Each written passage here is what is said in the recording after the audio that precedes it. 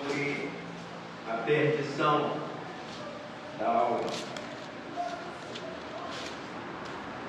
Pois que adianta o homem ganhar o mundo inteiro, perder a sua alma ou a sua vida? O que dará o homem em troca da sua vida? Uma pergunta que o escritor sacro faz, que a nossa alma vale mais do que todas as riquezas do mundo. Oremos mais uma vez. Deus bendito, toma você em tuas mãos, usando para que o teu nome seja glorificado, prendendo todo o mal e ação maligna que tenta perturbar o culto desta noite. As pessoas estejam com os teus anjos acampados à volta deste templo, para permitir que o culto prossiga, que o Senhor seja honrado através dos louvores e através da tua palavra. Pedimos e agradecemos em nome de Jesus. Amém. Podeis assentar, irmãos. A morte, e mais precisamente a morte da alma, é um assunto rejeitado por muitos. Nesta questão, as pessoas gostam de depender da sorte, alimentando falsas esperanças, dando crédito a ensinos heréticos que funcionam como calmantes da consciência culpada e comprometida pelo pecado. Em condições normais, a cada segundo, cerca de 30 a 40 pessoas morrem no mundo. Para onde vão elas? O que acontece com essas pessoas que morrem, que descem à sepultura? Existem muitas respostas no mundo, mas apenas uma resposta pode convencer a alma. Deus tem uma resposta definitiva em sua palavra. Deus fala através da Bíblia que aproveitará o homem se perder a sua alma. Qual é o verdadeiro objetivo da vida e da nossa peregrinação aqui na terra, sendo que todos nós vamos morrer um dia, e depois de mortos fisicamente, para onde nós iremos? Qual a resposta que nós temos a respeito da vida após morte? As pessoas que se deixam levar exclusivamente pela necessidade de sucesso e realizações puramente humanas, terrenas, serão condenadas como servos maus, inúteis, infiéis, por terem usado o tempo, as oportunidades, os recursos e os talentos de forma egoística e má. O destino será o lago do fogo inextinguível, preparado para o diabo e os seus anjos, de acordo com o Evangelho de Mateus, capítulo 25, versículo 41. Davi escreveu no Salmo 9, verso 17, o seguinte: os ímpios serão lançados no inferno e todas as gentes se esquecem de Deus. Vejam que essa palavra é de Deus, é bíblica. Os ímpios irão para o inferno. Não há outro meio termo, ou céu ou inferno. Ímpio, segundo a Bíblia, é todo aquele que vive na impiedade, no pecado, sem temor a Deus, amando mais o mundo e a glória dos homens. Por exemplo, os que amam sexo fora do casamento, a bebida, o fumo, o tóxico, as coisas imorais desta vida, tudo isto faz parte de uma experiência pecaminosa que leva a pessoa para o inferno, para o sofrimento eterno.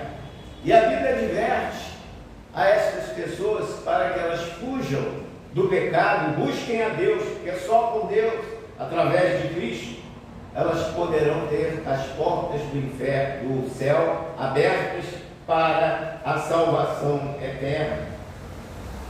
Paulo, falando no seu discurso aos Romanos, assim se expressa: porque do céu se manifesta a ira de Deus sobre toda a impiedade e injustiça dos homens, que detêm a verdade pela injustiça, porquanto o que de Deus se pode conhecer neles se manifesta, porque Deus viu, manifestou que as coisas invisíveis desde a criação do mundo, tanto o seu eterno poder como a sua divindade, se entendem e claramente se veem pelas coisas que estão criadas, para que fiquem inexcusáveis. Não há desculpa para o ímpio, porque os céus manifestam a glória de Deus e o firmamento declara a obra das suas mãos. Não há como negar que o universo foi construído por uma mente sábia, uma mente perfeita. Então não há como excusar-se diante de Deus, porquanto a mensagem da existência de Deus está diante de todo mundo, de toda a face da terra. E Deus, Ele comissionou a igreja de Cristo para proclamar o Evangelho em todo lugar, para que todas as pessoas pudessem ser salvas. Porquanto, tendo conhecido a Deus, não o glorificaram como Deus, nem lhe deram graças. Antes, em seus discursos se desvaneceram, e o seu coração insensato se obscureceu, dizendo-se sábios, tornaram-se loucos, mudaram a glória de Deus incorruptível em semelhança da imagem do homem corruptível, de aves, de quadrúpedes e de répteis. Pelo que também Deus nos entregou as concupiscências do seu coração à imundícia, para desonrar seus corpos entre si, pois mudaram a verdade de Deus e em mentira, e honraram e serviram mais a criatura do que o Criador, que é bendito eternamente. Paulo faz esse discurso, capítulo 1 da carta aos Romanos, porquanto as pessoas desprezaram ao Deus verdadeiro e criaram deuses falsos, representatividade desses deuses para se curvarem diante deles. Como só é acontecer nos dias atuais, quando as pessoas se debruçam diante de imagens, fazendo delas seus deuses e buscando neles proteção e conforto espiritual. Mas Deus, Ele é um Deus único. Ele não divide a sua glória com ninguém. Ele quer ser honrado e adorado como Ele merece. E Ele diz no Salmo 100, celebrai com júbilo ao Senhor todos os moradores da terra. Não há como excusar-se diante de Deus para aquele que não se curva diante dele, prestando-lhe honras. O salmista, no Salmo 92, versículo 7, ele canta: brotam os ímpios como a erva e florescem todos que praticam a iniquidade, mas para serem destruídos para sempre. Os ímpios brotam em profusão no mundo, mas para serem destruídos para sempre. Davi afirma que a malícia matará o ímpio, os que aborrecem o justo serão punidos. Salmo 34, versículo 21. O crente fiel ao Senhor deve manter-se cauteloso em relação ao ímpio, para evitar seguir os seus conselhos. É comum lidarmos com o ímpio. Dentro dos nossos próprios lares divididos, tem um crente e um ímpio. No nosso trabalho estamos diante de ímpios, no estudo, na escola, temos ímpios também como nossos companheiros de classe, e precisamos ter sabedoria, porque os ímpios gostam muito de dar conselhos. Mas a Bíblia diz: bem-aventurado o varão que não anda segundo o conselho dos ímpios, nem se detém no caminho dos pecadores, nem se assenta na roda dos escarnecedores, porque os ímpios já estão condenados, eles não subsistirão no juízo, porque o Senhor conhece o caminho dos justos, mas o caminho dos ímpios perecerá. Nós podemos ler isso no Salmo 1. A Bíblia diz que duas classes de homens estão condenadas a irem para o inferno. Quais seriam essas duas classes? Os ímpios e aqueles que se esquecem de Deus. Esquecer-se de Deus é a mesma coisa que ignorá-lo. É ignorar sua palavra e não dar ouvidos à sua voz anunciada pelos profetas do Velho Testamento, pelos apóstolos, evangelistas e pastores por Ele vocacionados. É viver a sua vida de maneira como se Deus não existisse, e não exigisse uma postura diferente, um estilo de vida guiado pela palavra de Deus. Então essas pessoas que têm vida livre, que não querem compromisso com a palavra de Deus, são as pessoas indiferentes que se esquecem de Deus. Tanto ímpio quanto esses indiferentes que se esquecem de Deus, dos compromissos com Deus, serão lançados no inferno. O profeta Sofonias, contemporâneo por algum tempo do profeta Jeremias, profetizou por volta dos anos 640 a 609 a.C., e deixou esta grande exortação para os ímpios e para os que se esquecem de Deus: estenderei a minha mão contra Judá, contra todos os habitantes de Jerusalém, e exterminarei deste lugar o resto de Baal e o nome dos Quemarins, com os sacerdotes, e exterminarei os que sobre os telhados se curvam ao exército do céu, e os que se inclinam jurando ao Senhor e juram por Malcã, e os que deixam de andar em seguimento ao Senhor, e os que não buscam ao Senhor nem perguntam por Ele. Sofonias, capítulo 1, versículo 4 a 6. Então essa palavra de advertência da parte de Deus é antiga, é velho testamentário, prosseguiu através dos apóstolos, e os pastores, os líderes, e todo crente procura dar prosseguimento a essa mensagem para tentar livrar o ímpio e aquele que se esquece de Deus da condenação. Deus já havia falado por boca do profeta Isaías, que começou a profetizar no ano em que morreu o rei Uzias, 740 a.C., e se estendeu através dos reinados de Jotão, Acais e Ezequias, por volta dos anos 698 a.C. Uma tradição judaica diz que ele ainda era vivo nos dias do rei ímpio Manassés, que sofrera martírio às mãos desse cruel rei, tendo sido colocado vivo dentro de um tronco oco de uma árvore e cerrado pelo meio. O profeta Isaías passou por esse martírio, mas a sua voz não ficou calada, porque dos púlpitos ainda ecoam aos corações ouvintes. Alguns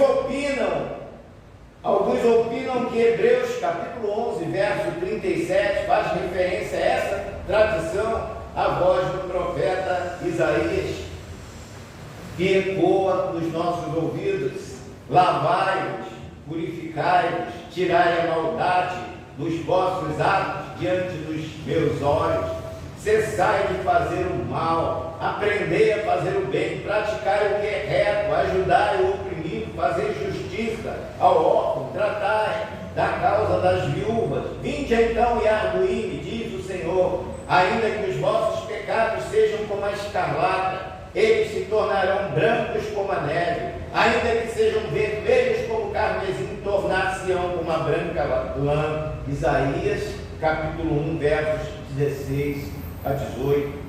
Como evitar a perdição eterna nos dias de hoje?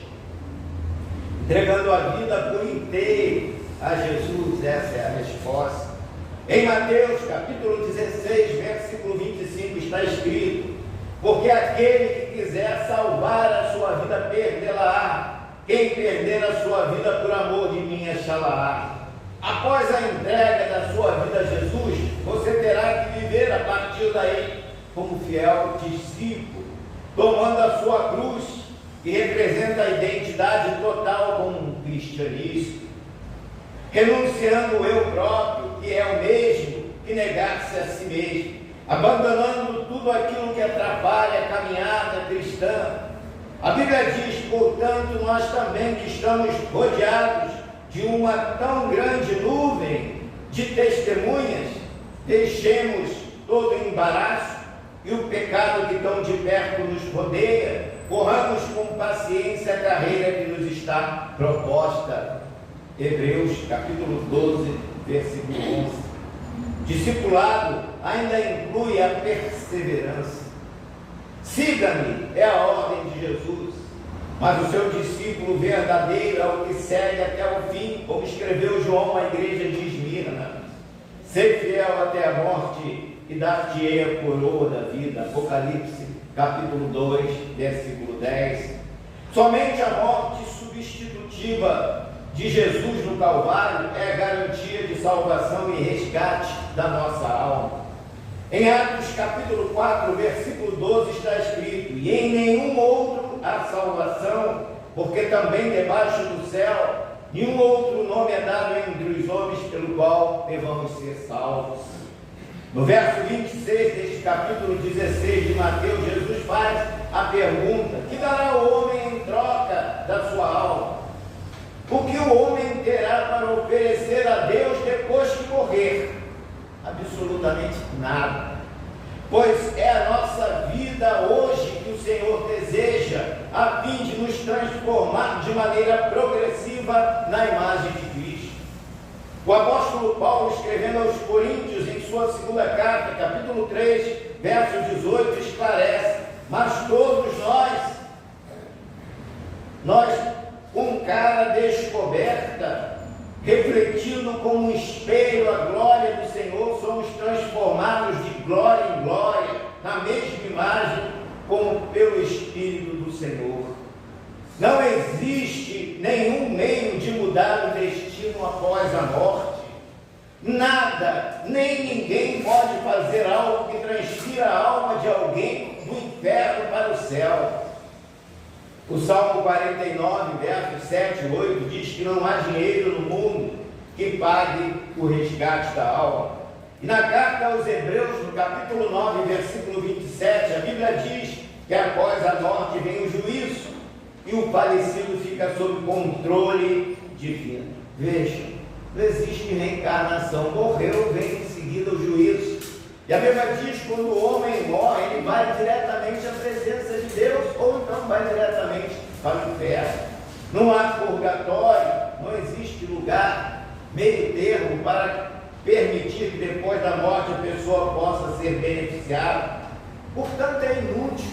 Missas, velas e outras coisas são manifestas aqui através de pessoas que não conhecem verdadeiramente a palavra de Deus, tentando interceder por uma pessoa que já partiu, cujo destino é o céu ou o inferno. Em Eclesiastes capítulo 12, versículo 7, mostra o que acontece após a morte física, a separação do espírito do corpo. Tiago, no capítulo 2, verso 26, diz: porque assim como o corpo sem o espírito está morto, assim também a fé sem obras é morta. O salmista, no Salmo 146, falando sobre a fragilidade do homem, afirma que quando sai dele o espírito, ele vira pó e os seus pensamentos perecem. Salmo 146, versos 3 a 4. Para o cristão professo, a morte é o passaporte, é a passagem para estar com Cristo no céu. Paulo disse que para ele o viver é Cristo e o morrer é lucro, que desejaria partir e estar com Cristo, que é incomparavelmente melhor. Filipenses capítulo 1, versos 21 a 23. Portanto, não há o que temer à morte, porque quando nós morremos, na verdade, nós estaremos mais vivos do que nunca, porque abriremos os olhos lá nos céus, na presença de Deus. Terror será para aquele que não quer um compromisso com Cristo, para o ímpio, para o que se esquece de Deus aqui na terra e tem a vida voltada só para os seus interesses e para os prazeres deste mundo. Para o perdido, a Bíblia diz que a separação de Deus é eterna, em meio a sofrimento e dor no inferno. Lucas capítulo 16, versos 22 a 23. A Bíblia descreve o inferno como um lugar literal para confinamento de demônios. Lucas capítulo 8, versículo 31. É o além, o mundo dos mortos, que jaz no centro da terra. Provérbios capítulo 15, verso 24. Mateus capítulo 12, verso 40.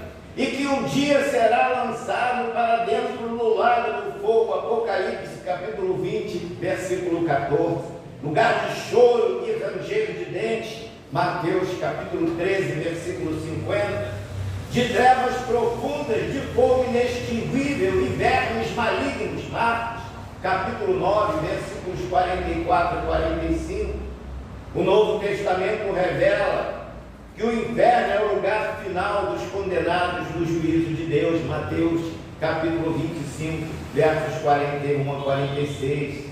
Apartai-vos de mim, malditos, para o fogo eterno, preparado para o diabo e seus anjos. Conclusão: toda pessoa pensa em salvar a sua vida, mas nem todas conseguirão. Que decepção será naquele dia, até para muitos religiosos, que estarão mostrando a obra que realizou. Jesus diz: não vos conheço, apartai-vos de mim, malditos, para o fogo eterno. Para aqueles que confiaram nas obras que realizaram, fazendo bem ao próximo, para aqueles que mantiveram as tradições paternas na falsa religião, que lástima! O único meio do homem chegar ao céu é somente por Cristo. Quem amar mais as trevas, prazeres transitórios do mundo, pecado, festas da carne, prostituição, bebida, sexo livre, idolatria, homossexualismo, corrupção, vandalismo, roubo, homicídio, do que a luz, que é Cristo, a sua palavra e a nova vida nele, perecerá no final de tudo, pois no seu coração já fez a escolha de ir para o inferno. Esta pregação é mais uma chance que Deus está dando àquele que talvez já tenha feito a sua opção de ir para o inferno. Deus, com seu imensurável amor, quer arrebatá-lo, porque Deus não tem prazer na morte dos que morrem, mas quer que se convertam e vivam. Ezequiel capítulo 33, versículo 11. A humanidade atual só pensa nos prazeres deste mundo, é comer, beber, se divertir. Comamos e bebamos, porque morreremos amanhã. Conta-se que Carlos VII da França inaugurou seu reinado de um modo desastroso, pois havia perdido a maior parte dos seus domínios, mas apesar disto, passava a sua vida em constantes diversões. Estando um dia bailando alegremente, entrou em seu salão um leal fidalgo. Meu amigo, perguntou o rei, que achas da minha festa?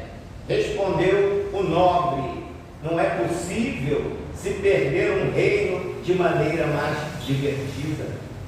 Meus irmãos, os bailes, as festas, as recepções, os divertimentos mundanos, regados por bebidas, músicas e danças irreverentes, em apelo ao sexo, são suficientes para causar ao homem a perda do reino dos céus de maneira divertida e atraente. A Bíblia diz: larga é a porta que conduz à perdição, e muitos são os que entram por ela. Evangelho de Mateus, capítulo 7, versículo 13.